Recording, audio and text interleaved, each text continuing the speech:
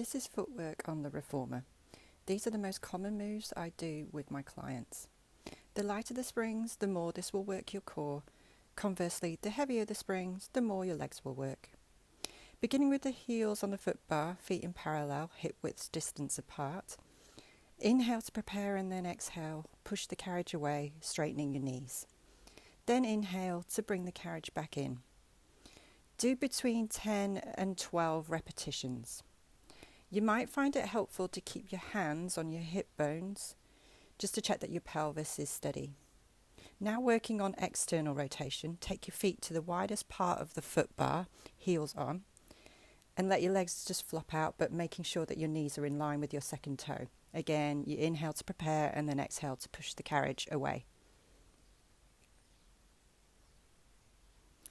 For internal rotation, bring your feet a little bit closer together, heels on, big toes facing each other, knees touching. You exhale, push the carriage away.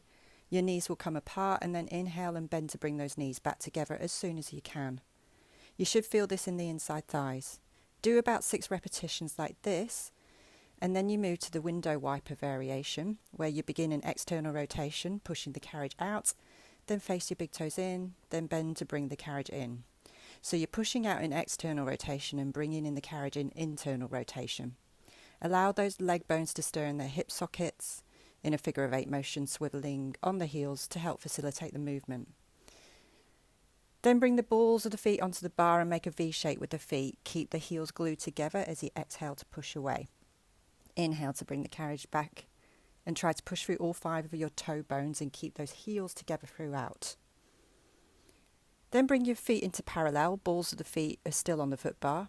Raise your heels up towards your sit bones like you've got Barbie feet. And then exhale and push the carriage away and bend to bring it in, keeping that shape with your feet. With all of these variations, you can do half pulses to work your legs a bit more. This is where you push the carriage out only halfway and then bring it back in, speeding that motion up. Then we push the carriage all the way out and let our heels drop under the foot bar for our calf stretch. Try bending one knee and seeing how tight the calf is, and then bend the other. Spend more time on the tighter calf. Don't forget to breathe. Then you can start your prancing movement, our tendon stretch, working through the whole foot as you raise and lower. And then for a bit of calf strengthening, rise up onto the whole ball of the foot and then drop your heels under. And you're going to do 10 repetitions like this.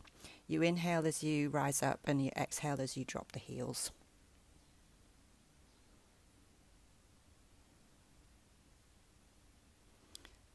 And then finally we have the train. Start with the balls of the feet on the bar, heels relaxed, push the carriage away and then rise up onto the balls of the feet. Bend and bring the carriage in, keeping the heels up. Then drop the heels, push the carriage away. Come up onto the balls of the feet, bend and bring the carriage in, repeating that pattern for 6. Then we're going to reverse it. So you're starting with your heels up high, push the carriage away, drop your heels, then bend and bring the carriage in, remembering to move your feet before you move the carriage. Again, repeat this pattern for 6.